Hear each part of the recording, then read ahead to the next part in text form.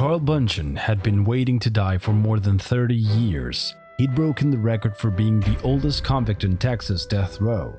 During all that time, he never showed remorse. But when he faced the cameras for the last time, he completely fell apart. I thought about this several times a day, every day for 32 years. I wish it hadn't have happened. He had been sentenced to death for the murder of a policeman. On June 27, 1990, he took the life of James Irby, a Houston officer, during a routine stop that got out of hand. So you can still remember that day? Yes. I can remember everything that happened that day, yeah. Why did you shoot Officer Irby? Why? Because he was fixing to kill me.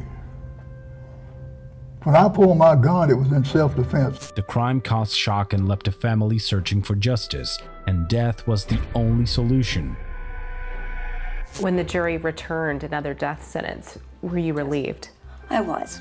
We were quite relieved and, again, saddened. It's still a conflict, as I said. I don't know if I can actually watch him executed. It's not about revenge. It's not about anything like that. It's just finally being able to move on from this thing that has affected my whole life and, most of my mother's and my brother's. For more than 30 years, the Irbys have waited, if nothing else, for an apology from Bunchen.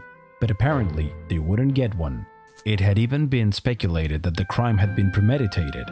Almost 2 decades earlier, the criminal's brother had been killed by police officers, for which Bunchen had sworn to get revenge. So for you, it wasn't about getting revenge for your brother? Absolutely not. No. I don't have nothing against cops. I want cops to protect me just like they do everybody else. I did not carry a gun to protect myself against cops. Revenge or not, no one could forgive what Bunchen had done. However, when he had only days left to live, he decided to do what he had been asked to do for years. If you could say something to Officer Irby's wife and children, what would you say to them? I wish like hell it never had happened. Miss Irby's sitting right there. I tell her the same thing. I'm sorry it happened. My heart aches every day for her and her kids. That's amazing, because he's never shown any kind of remorse for any of us. That's the first apology that I've heard that he's made. The Carl Bunchen case has achieved a lot of notoriety. It generated discussion because of the length of time he spent on death row, but also for the fact that he had achieved that record in Texas. Once a date was set for the execution, it was already clear in Carl's head that he was living his final hours. How do you plan to spend your final days? Well, just like I do every day, I read my Bible and I'll read other books. I like to read. I'm too old to go out. They let the other inmates go out to recreation 1 hour a day. The execution date was set for April 21st, 2022.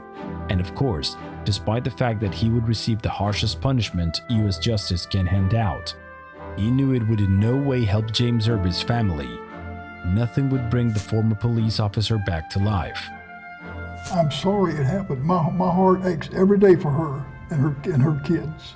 So maybe my execution will set their mind at ease a little bit.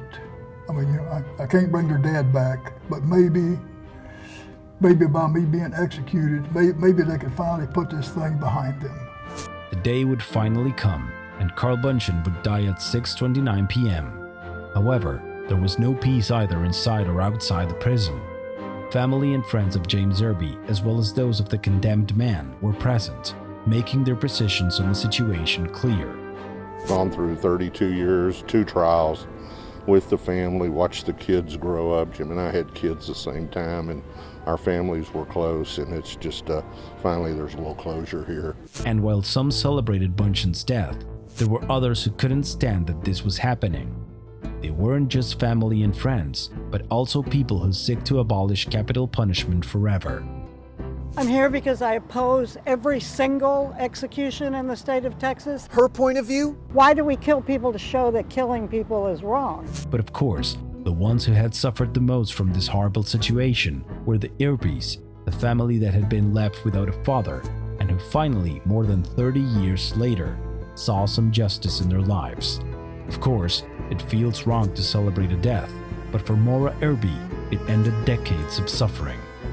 I can only say that it was an amazing feeling, and I felt like I took the deepest breath I've been able to in the last 32 years, and I feel joy. I'm sorry that someone died, but I didn't think of him as a person.